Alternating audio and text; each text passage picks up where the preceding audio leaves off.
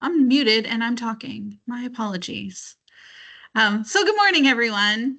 Yes, we are recording our session today. Welcome to our session on basic cataloging. This is what will help get you through data migration and also can be something in your toolbox that you'll be able to utilize moving forward if Record Manager is a little too much for what you need to accomplish.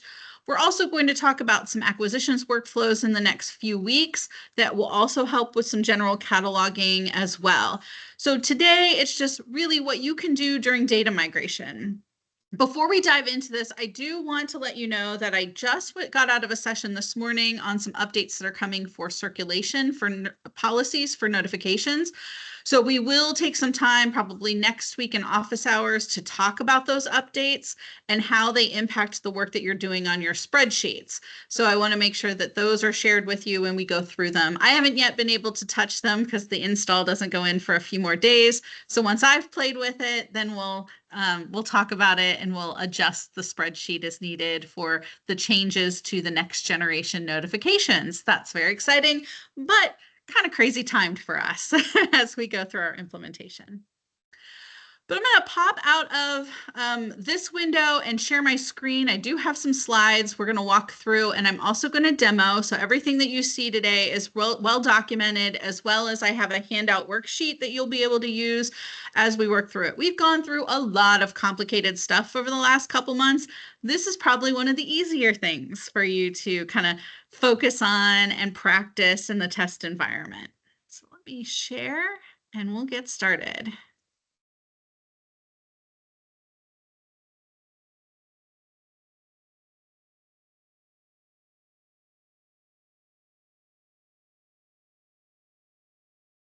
All right, so we're going to talk about cataloging in WMS. We are going to talk about specifically what you can do during data migration.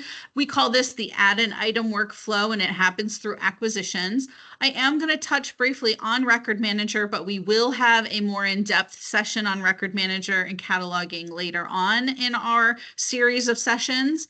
I will talk briefly about cataloging after migration, just so you have an idea of what's coming and what can be handled through Record Manager acquisitions and also circulation. Everything that I cover here in the slides, I'm also going to demo the workflow for, and then talk about what kind of impacts may have on your existing workflows. So during data migration, you do have decisions to make, and we've talked about this before. And it will really be about how do you handle anything new that comes in once your data has been sent for migration. Will you continue to maintain what is in Sierra? So adding any new titles that you get to make it available right away, and add it to WMS, or just add it to WMS, hold it back until it's ready to go out to the floor and get shelved with everything else. You can dual catalog, or you can choose to catalog in one or the other by either holding copies back or waiting until migration has completed. So this is for new items that are received during data migration, how you want to handle those. There isn't a wrong answer here, whatever works for your institution. Some libraries go on a purchasing freeze and they don't add anything new until data migration completes and they can begin cataloging in the new system. Others, there's a dual aspect to it. So the timing of it is going to be when your final bibliographic data is set for delivery. So you each have that in your base camp. Northwood, their data was delivered today. So that will stop your cataloging for anything new or kind of put you on hold, at least tracking that information. Anything after that data has been pulled for final data migration, then anything new that's added will also have to be added to WMS. You'll be able to begin cataloging in WMS once I let you know that it's free to do so. It's usually about a 2-week window where I finish up the configuration and get things worked out with the data team, and they start their processes. There are some deletes that they have to do, or some kind of indexing that needs to happen that we want to make sure that we get that taken care of before we begin cataloging in WMS. So you'll be able then to dual catalog or just catalog in WMS, or catalog after you go live in WMS, depending upon how you want to deal with it. But give it about 2 weeks. I'll let you know when you can start using the system to add those new items. Now, we talked about this a little last week, but I really want to highlight this slide, and I'll also post this in Basecamp in the message board and pin it. But for anything that is sent for data migration, we don't want to add any additional copies. So if you own a copy of a monograph that's been sent for data migration and you purchase a second copy, that's one you'll have to hold back and wait until data migration completes. If you purchase additional volumes of a set or issues for serials, those you'll have to hold back as well. You won't be able to add them new to WMS until data migration completes. Now, if you buy a brand new print serial that you would like to add, you can add that. But if you've sent any issues for data migration, you won't be able to add those new issues until data migration completes. And any changes, so call number changes, barcode changes, any content editing that you may need to do, you'll have to track those on a spreadsheet. So if you make the changes in Sierra to change a barcode or change a call number, you'll need to track that. So once data migration completes, you can add that updated information. You'll start to see over the process of data migration, those items begin to appear, but the work isn't done. So if you go in and edit anything during data migration, those edits or changes could be deleted out on a reprocessing that happens later on during the migration period. So you'll want to track any changes that you make in Sierra while we're migrating your data, and you'll want to add any new monographs that you receive during this time period. So what's the process of adding new items? Well, you can use Record Manager. Record Manager is accessed in the WorldShare platform. It's primarily for original cataloging or editing certain pieces of data. You can create and edit local holdings records. That's for your item data. And add local bibliographic data right into the staff interface. You can also configure constant data and text strings and things like that for more complex cataloging. It requires one of the two roles you see on the screen. So for the cataloging admin role, that's for catalogers who are also administrators and need to manage other users and assign roles to them. And then there's the cataloging full, which allows for those users to have full cataloging privileges within Record Manager. If you've used Connection in the past, we'll be transitioning into Record Manager. Connection, while you can update and make changes to bibliographic records and place holdings on them, you cannot create local holdings records in Connection. So we'll be transitioning that work over to Record Manager. There's also a lot more that you can do in Record Manager, but again, we'll have a separate session for that in the future. The workflow I want to focus on today happens in acquisitions. You can also do this through circulation if you have those higher level roles that would allow you to do this work there too. We're going to talk about it in acquisitions, but we'll also take a peek at what that looks like in circulation. This will allow you to add any new titles. An item is going to be for your single part monographs. Adding a copy would be for a serial. And then we have an option for a multi-part. In order to do this work in acquisitions, the person who will do that work will need to have the acquisitions receive staff role assigned to their account in order for them to complete these add item workflow options. When we start off in acquisitions, you'll go to the Discover Items accordion at the top. It will default to bibliographic records, and it will scope by default to all of WorldCat. The idea when working in either Record Manager or acquisitions is that we're dealing with items or looking for items that we don't have as part of our collection. Whereas in circulation, the scope will default to your library's holdings because we're looking to circulate what we own. You can adjust the index that's available on the screen from the dropdown and choose either keyword, title, author, ISBN, ISSN, or OCLC number to perform your search. It will default to keyword, so you can really put anything in there or use any indexes that might be at your fingertips to do that search. I've entered an ISBN number and just left it at the keyword search, performed my search, and it brought back a list of results. I see on the left, I have some faucets that I can use to filter. And then I can select any of the titles on the screen. So the ISBN number, I was looking for the new TJ Klune book, Somewhere Beyond the Sea.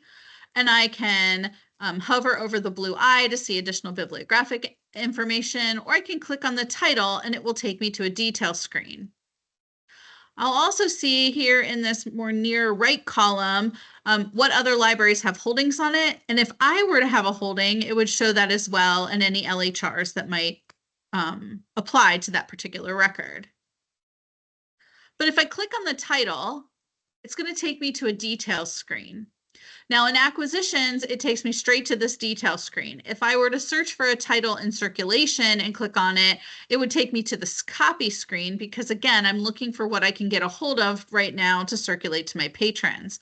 But you'll notice on this screen that I have the details and the copies regardless of if I'm in acquisitions or circ.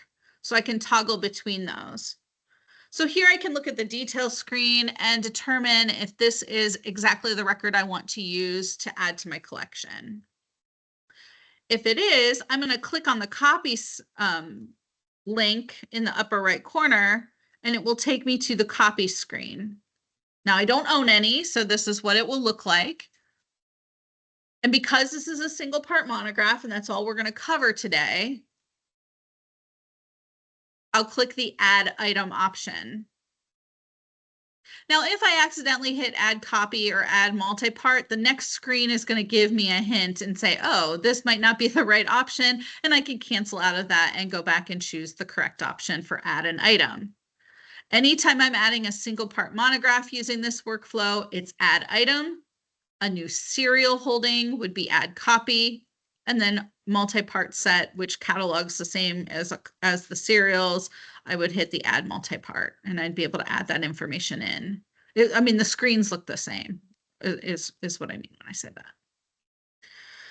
So when I click Add an Item, I can see here at the top, it's going to have the title and the OCLC number, but it's saying Add New Monographic Item. And if it doesn't say that, then I know I've selected the wrong option. I know copy seems to be more intuitive for what I want to select, but it's Add Item. Now, what I see here is going to be based off of some configuration. Now, the configuration for each of your libraries will be coming over the next few weeks, some of you a little sooner than others. So if you don't see branch or shelving location information, that means it hasn't been set up yet and you're not ready to catalog. You cannot type in or add any shelving locations you want. That's configured in service config, and it will be supplied to you from the dropdown based off of what you've provided on the translation tables. So if I need to select the appropriate branch and shelving location, I can use the dropdown to choose what would be appropriate. I also have the ability to set the audience level. Now, my instance is set up by default for any new titles to only be visible to my users in Discovery. So staff side can see it in WMS, and my users in my instance of Discovery can see that I have that. I own that item. All of WorldCat isn't able to see that information. You can set those defaults in Record Manager, and we'll cover that in the future session, but you can choose from the drop down to choose the appropriate audience level for the item. Again, adjust my shelving and branch locations if needed. And then choose my call number my classification scheme. Now, some other settings that we'll do in acquisitions will populate this call number from the WorldCat record. So if you set the configuration that you are a Dewey library, it would populate the 090 from the WorldCat record. Here, it's pulling my Library of Congress number from the WorldCat record, so I get the 050 from the WorldCat record. And you can make adjustments or changes as needed. I can add a prefix, a suffix. I can add multiple prefixes if I'm so inclined, but I can add all of that information. Copy number will default, so this will be my first copy. It will automatically put a 1. If I already own a copy, it will put a 2 in for copy number. So I don't have to put anything here unless I have a specific number I want to add. Copy numbers do not show up in WorldCat Discovery, but they can be added to the label printing if you would like to include those, if that's necessary. You'll want to adjust the receipt status to received, incomplete, or ceased. We own it, it's in my hand. And then I'm going to enter a barcode. There is nothing for you to add for use restrictions. It's just a holding spot for any future functionality, but you can add replacement cost information and any public, staff, or staff pop-up notes as needed. This dropdown will allow you to choose between public and staff. And if it's a staff note that needs to pop up at circulation, just like with a pop-up note on a patron account, I'm going to add an exclamation point. And we'll do that here in a little bit. Once I have adjusted or filled out all of the information on the work form, I'm going to hit Add Monographic Item, and it's going to add it and build the LHR in the background. So that work form does the work for me. You'll be able to see here some of that information that I supplied. BKABM is my Muncie Library OCLC symbol, so you'll see your OCLC symbol there in the 852. The subfield B will be your holding library code for your branch. So your main branch will be represented by the one that ends with the A.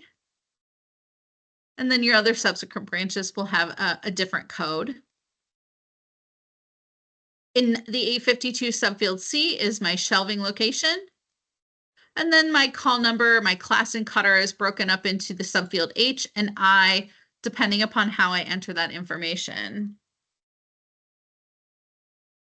You'll see that the copy number automatically populated in that subfield T. I left it blank, so it put in a 1 for me because it's the only copy or the first copy that I have purchased and owned.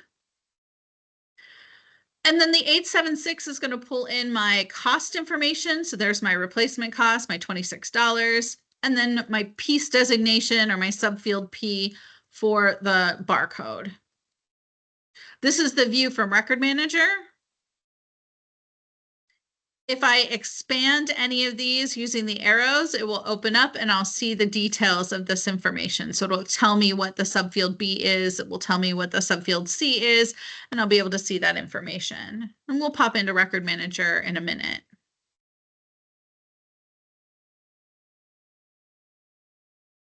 So I'm going to switch out, check and see if there are any questions. I see Catherine, you have your hand up. What question do you have? Just to clarify and to confirm, so if we have books through Overdrive, those will no longer have the marked records? And those will only be done in Collection Manager?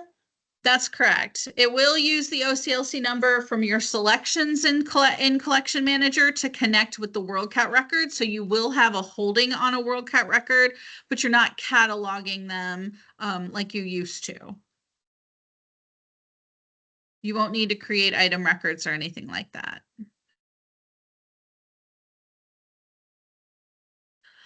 All right, thank you. All right, I'm going to log into my Muncie test library. Just a reminder for those of you, you all have access to that in this environment. You'll log in as a community and guest researcher using the credentials I provided, and you'll use that username and password to sign in.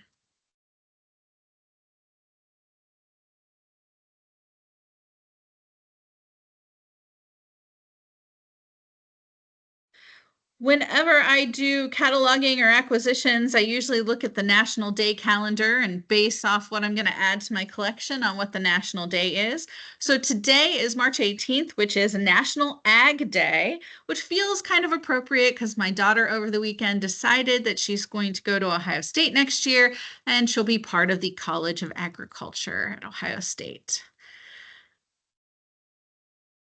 National Ag Day, it recognizes and celebrates the abundance provided by agriculture across the United States. American agriculture plays a critical economic and food security role in our country. So let's add a few ag books to my collection. I'm going to go into acquisitions. I'm not going to go through the rest of these accordions. We'll do that starting next week as we dive into acquisitions, but we're going to start right at the top and go into discover items. This allows me then to do my search. So I can do a title search, I can do an OCLC number search, an ISBN search, but I am going to do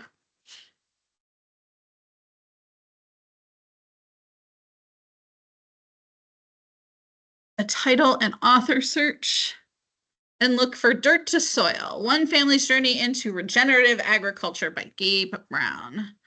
And that's the one I'm looking for. I have 145 results. By default, it's going to bring back 10, but I can expand this to bring back 100. So now I'll have 2 pages to scroll through. And then I can begin using my faucets to filter down to find exactly what I'm looking for. Now I'm going to use the one that's listed at the top, but just for fun, we want this cataloged in English, and I'm looking for a print book, and I can make those selections and it will make the adjustments at the top. So I can see with my 2 faucets in place, it narrows down my results.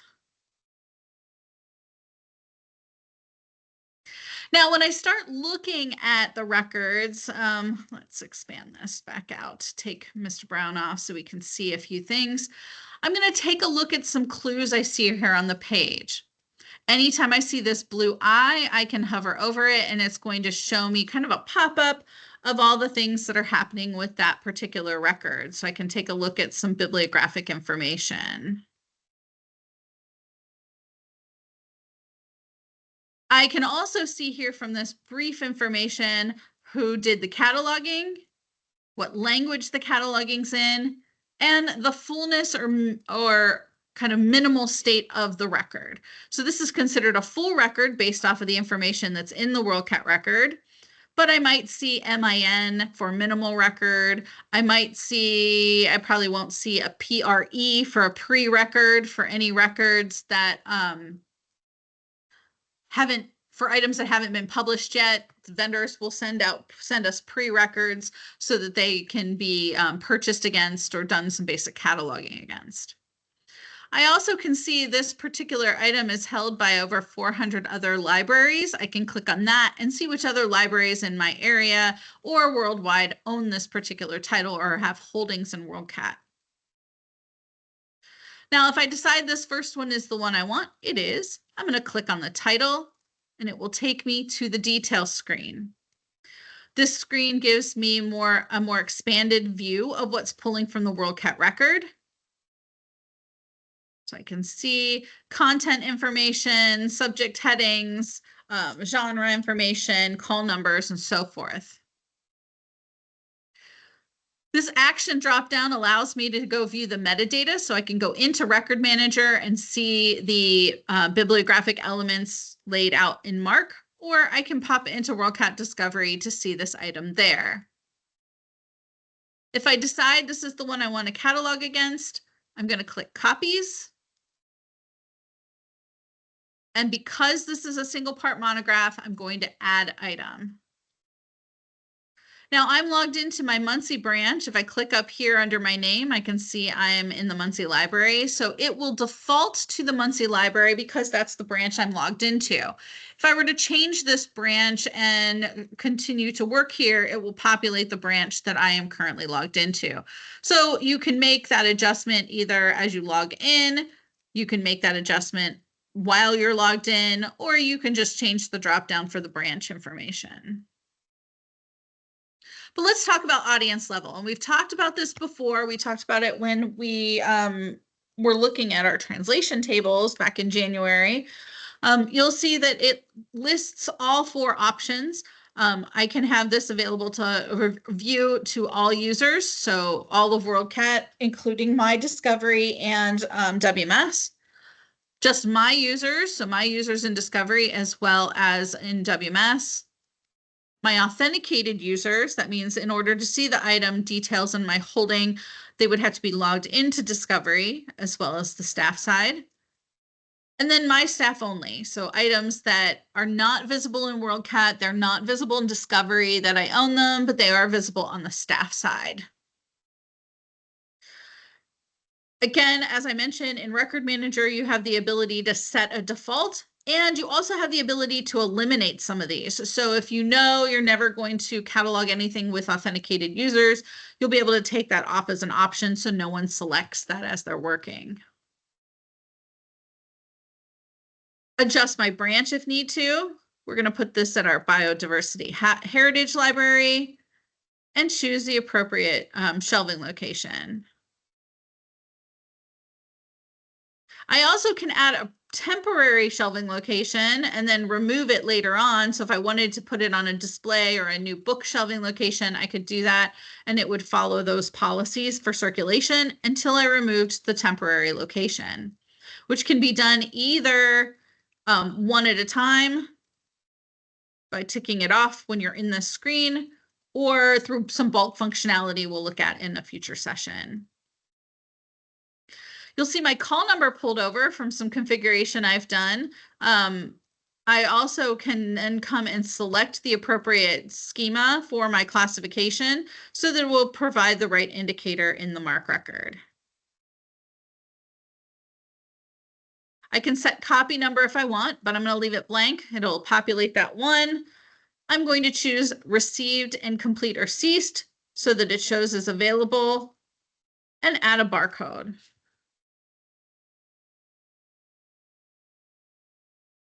I'm going to ignore use restrictions and then I'm going to add my cost information.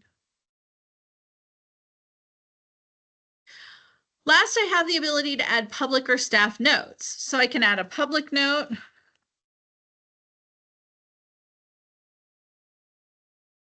We'll add Dr. Strange.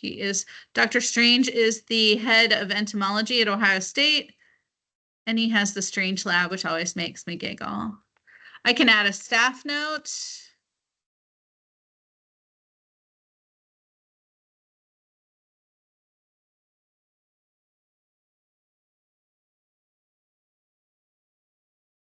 Or I can add a pop-up note. Add my exclamation point.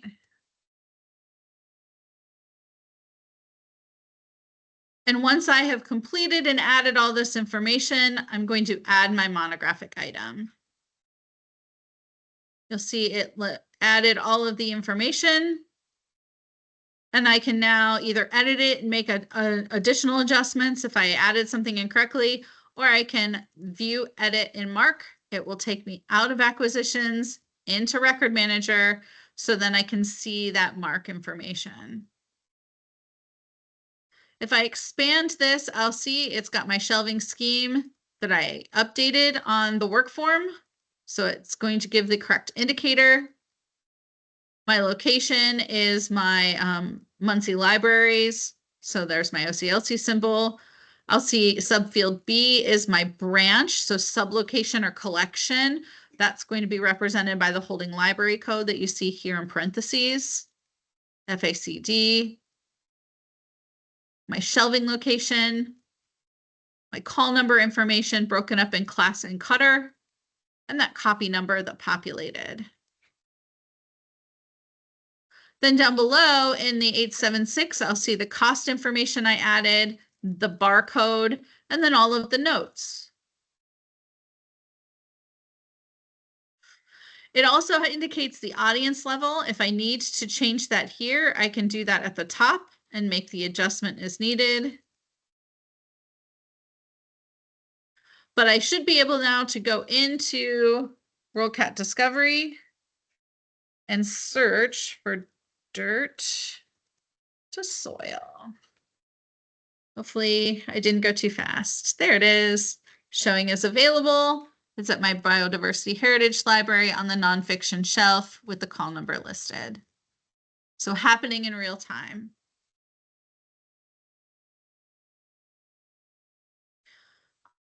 Let's do that one more time, and then I'll show you what that looks like in circulation. So let's go ahead. This time we'll search an OCLC number. 722. 36. We'll look for the rise of women farmers and sustainable agriculture. This I searched for no CLC number, so it pulled back exactly the one I was looking for. Same would have happened if I used my ISBN number. I may have multiple records when I have an ISBN number because people add new records without looking. So that's something to be aware of. But again, I click on the title, review the bibliographic information to make sure this is the record I want. I go to copies, add item, and then make the adjustments as needed.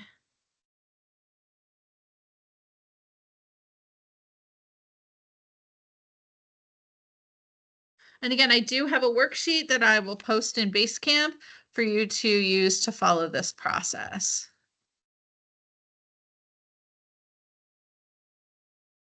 And add. And just like that, it's been added and I'll be able to search for it. Rachel, or I mean, Beth, sorry, Yeah. I'm reading something for Rachel. Can you, I didn't see where the public note was in the other one. Can you add a public note to this and then show us where that appears in Discovery? Yeah, I already have this one pulled up, so we'll just go ahead and take a look at it. Thanks for the reminder. I'll click on the title, and the public note always appears under the call number for the item. So if I add a second copy of this, there wouldn't be this particular public note attached to it. So it appears with the call number for that particular item. Thanks. Yeah. I have a Now question, this Beth. item should be, yeah. So you mentioned about that some people might mark their audience as my library users only for the new items. Would that be a workflow thing that they would do that for new items and then after a while go back in and change that to show it for all? Yeah, absolutely. So there are some ways that we can do that in bulk that we'll talk about when we do Record Manager, but you would be able to bulk update the audience level and bulk update the shelving location kind of in the same search if you wanted. So if you had a bunch of items on a new shelving location and after at the end of the month you wanted to make that adjustment, you could easily go in, pull up everything on that shelving location, update the audience level, and then move those items to the appropriate home location. Wonderful, thanks. Yeah, great question. So lots of reasons why you might want to adjust the audience level. Let's quickly just do the same workflow in circulation. And I want to point out the slight differences between doing it here in acquisitions and doing it in circ. So now if I go into circulation, our main goal here in circ is to assist our patrons. So that's what's here at the top. Our discover items is the third one down, but it's the same process, except for we can search by barcode here. Just keep in mind, if you are going to do this workflow from circulation, the default scopes to my library holdings. So you'll want to switch this to all of WorldCat so that you can search the greater collection. So will save us. That's our title for today. Now, there are going to be some visual differences here in circulation that we noted because circulation has done some updates that acquisitions and Record Manager will be working on implementing as well. So the view of the search results screen is going to look different. We'll have our faucets, but we'll have them over here on the side. And I can use them to narrow down, looking for this particular title in English, and I want a print book, and I can continue to do that sorting. Instead of the blue eye next to the title, I have this magnifying glass that if I click it, it will do that same pop-up to show me the elements from the WorldCat record. So all the functionality is here, it just looks a little different. And this is going to be updated in acquisitions and Record Manager as well in the future. So I can take a look at this information and make a decision about which is the best one to catalog against. We're going to go ahead and choose this first one. But if I click on the title, instead of taking me to the detail screen that we saw before in acquisitions, it takes me directly to the copy screen. Because again, in circulation, we're helping our users find our things, so the default will take us there. But we can always navigate to the detail screen using these links up here in the right corner. So I can still see that information, make the decisions based off of that, navigate back to copies, and add my item. And then it's the exact same work form that we saw previously. So I can come in and make any adjustments as needed and add this to my collection.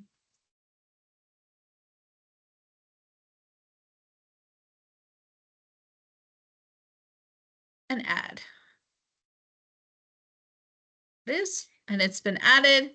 If I click on the title, it's going to take me back to this copy screen. It looks a little different because this is a monograph, not a multi-part or a serial. So we don't have the two sections with the holdings and the copies. We just have those copies that are available. Whether I'm in acquisitions or I'm here in circulation, anytime I'm on the copy screen, I can view, edit the individual item, edit it, and make any changes. Of course, this is going to be based off of the level of roles you have to your account. So a student worker wouldn't be able to do this type of work. It would be reserved for somebody with a higher level role within circulation or within acquisitions, because we have some read-only roles, so folks can just see the budget and can't do any work in acquisitions. So again, this isn't something that would be an open free-for-all for everybody to do, but you can do some of that work. And we can change the display and pop right out into Record Manager again to see the details.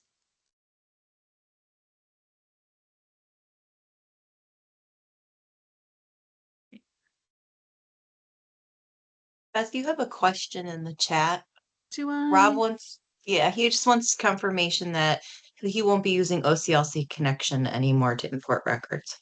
That's correct. You will no longer need to use connection. You will do the work either through acquisitions, either purchasing and adding and receiving items that way, or cataloging either the way I just showed you, or using Record Manager, which we'll cover. There are lots of different options for you, but you will not need to use connection going forward, or importing records, because they're all here.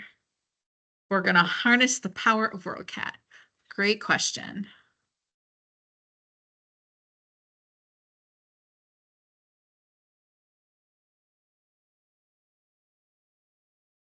So during data migration, you can add items that way. So again, once I give you the green light, about 2 weeks after your data is set. So today we received our data for Northwood. In 2 weeks, they'll be able to begin adding new items only, new single part monographs. Nothing you've sent for migration, no additional copies, and no changes. But after go live, you'll be able to use some of the additional tools that I've mentioned. Record Manager is great for any original cataloging you might need to do. So any institution-specific items that you want to get added that won't be added during data migration. So going forward, you can add those. It also allows for you to edit local bibliographic data. You can only edit local bibliographic data in Record Manager. And you can also edit LHRs. You can only add 856 links to LHRs through Record Manager as well. You'll notice we didn't have a slot for that. So that information can only be updated on the LHR through Record Manager. But acquisitions or circulation are great options to add items quickly, pretty painlessly. I'm not a cataloger, so I really love this workflow because it gets those added in quite easy. I know basic mark. I know a whole lot more now than I did when I was a children's librarian 20 years ago. But this allows you to use that work form to select a WorldCat record, add the location, call number, and barcode, and then have the LHR created automatically for you in the background. Now, if you expand that and use acquisitions for purchasing and then overall receiving, which will allow you to do some basic cataloging quickly, it will also help track your ordered items for ongoing budget management. But we'll start covering that in the next month as we talk about acquisitions. Now, it's also important to note as we think about these workflows, acquisitions and cataloging and WMS are linked. They are very intricately entwined. So you have the option to add items the way I just showed you or through Record Manager. But if you choose as an institution to utilize the acquisitions functionality in full, it will also allow you to do that some of that cataloging work to get things added. And we'll see that in the coming weeks. Back to Rob's question, you will not have to export or import MARC records any longer because we are harnessing the power of WorldCat, and that information should be available to you. You will do those original cataloging, that original cataloging work in WorldCat, so you won't have to pop in and out of multiple applications to do that. It's all done here in this WorldShare platform. This also allows you to focus on making sure that your local bibliographic data is truly local to your institution, not added to the WorldCat record portion for local bib data, but in the section attached to your version of the record, so that the whole world doesn't see your course codes or individual information for your institution, but it is visible to your users and to your staff who need to access it. We've talked about temporary items. When we looked at circulation, keep in mind any temporary records you create are tied to circulation workflows. They are not fully cataloged. They're not visible in WorldCat. They're not visible in Discovery. They're only searchable in the circulation module and visible there either by title search or by barcode search.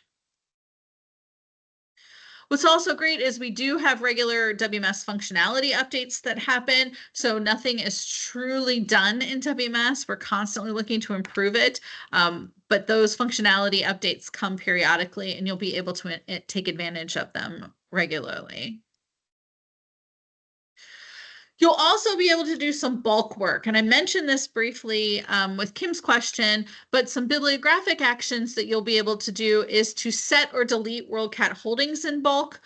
So if you have a bunch of records you want to just set holdings on and not necessarily create item detail attached to it, you can do that using the bulk functionality for the bibliographic work.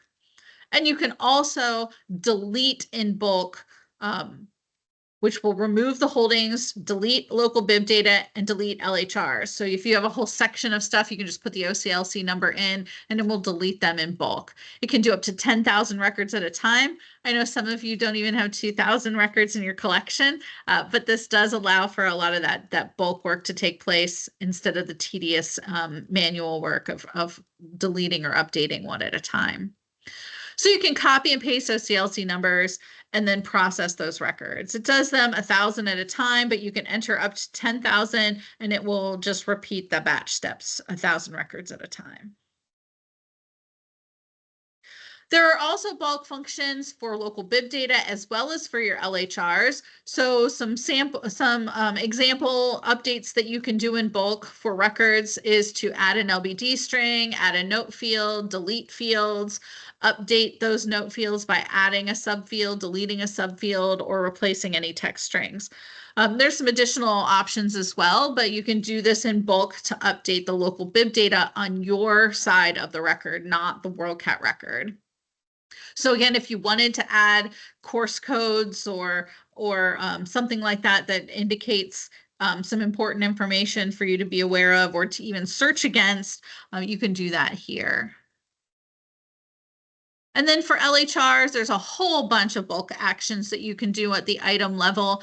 You can add or replace field strings. You can delete notes, add notes, update branch or shelving location, add or delete temporary locations. You can update the lending and reproduction policies for ILL. You can update, add or change the audience level on records, and you can do those in bulk as well. And we'll talk about the record work forms when we get to Record Manager, but that's really great functionality that allows you to do things in bulk to move things so you're not manually going through the process of updating that information. Even outside of the record work lists, there are some bulk updates that you can manage. You can change branch or shelving location about 100 records at a time. I do this all the time where I copy and paste barcodes, search for them, and I can do that right in the interface. I can do that in circulation and I can do it in Record Manager. I also can delete records 100 at a time just by doing a basic search of barcodes. So those barcodes I can copy and paste out of my item inventory, delete whatever I need to delete, or make adjustments to shelving locations as needed. If you have some really big projects you want to do, you can always contact me, or you can contact support@oclc.org, explain to them what you want to do, and they can either help with the workflow or find somebody who can. Now, deletions become kind of tricky, especially when you're deleting a shelving location. You want to make sure that all items are off of a shelving location before you delete the shelving location in the config, because there could be some problems with policies and how those connect. And then you'll see a red box error that the location doesn't exist anymore. And then there's other issues that may follow. But making sure that everything is off of a shelving location before you delete the location is important. When you delete an item, you will get a pop-up saying, are you sure you want to do this? You can completely remove the item, which will also remove the holding. Or you can just delete the holding and then it removes all of the items as well.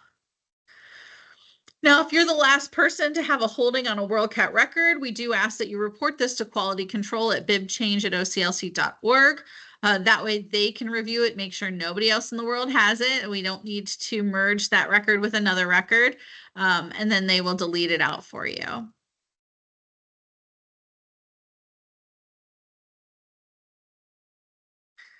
Any questions?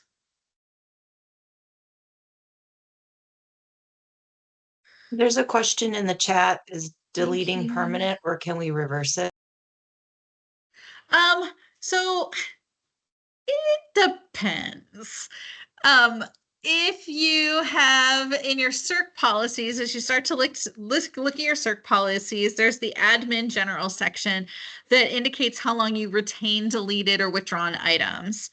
So if you have that set for really short turnaround, it's going to be permanent.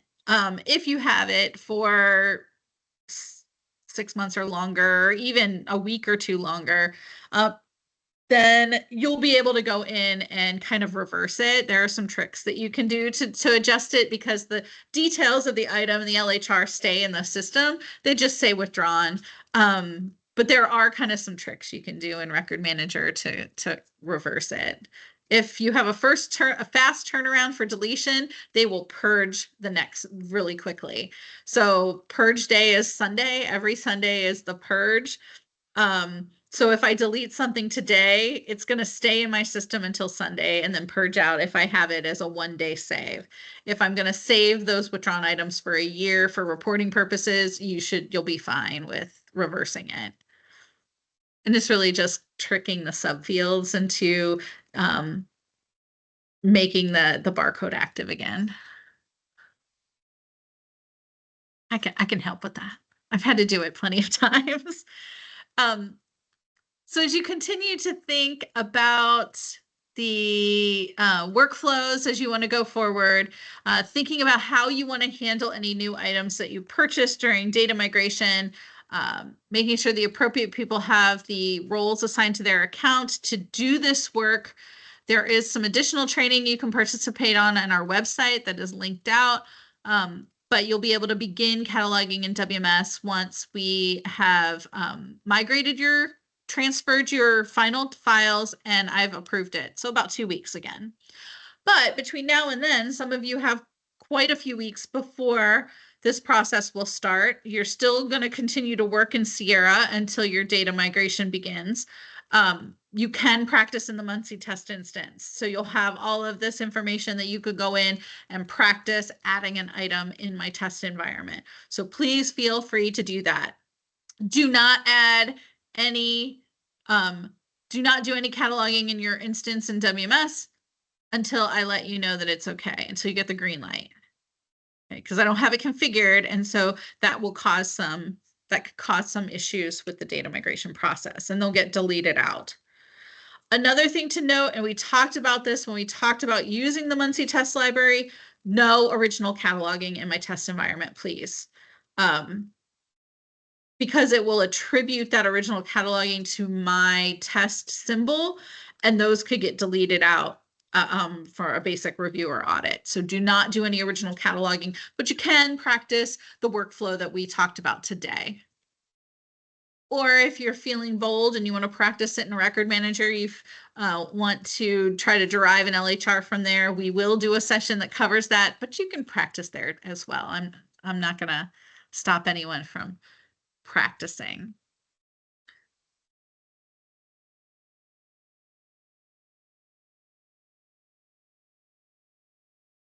All right. Thanks, Melody, for watching the chat for me. It's hard to do when I'm on my laptop. Yes, purge day. I always kind of giggle every time I say that, but that's what it is. It's purge day. Sunday is purge day. It's just purging your items, though. Nothing too nefarious. All right, folks. So a little less complicated than some of the other things that we've talked about. Please feel free to begin practicing. You have your credentials for the test environment, so you can go in and practice adding items. There are a lot of items in there, so some of them are in bad shape and some of them are in good shape. I've been cleaning it up a lot, but please feel free to practice. Do not create your own shelving locations. Use the drop downs to see what shelving locations I have configured and pick one of those, because again, that causes some cleanup and error issues, especially when it comes to circulation. We want to make sure that the appropriate policies apply to the shelving locations that we've created. So that will be important. Also, I think that's it. I think that's all I have for today. We'll be back together on Thursday for office hours. We can talk about some of these things. You can practice. I will post the slides from today, the recording, as well as kind of the handout cheat sheet work form for this workflow. I want to double check and make sure that all the screenshots are accurate because, you know, things update over time. So I'll do that right after we're done here. And then I'll see you guys on Thursday. All right. Thanks, Beth. Have a good one. Thank you. You too. Thank you, Beth. You're welcome. Thank you.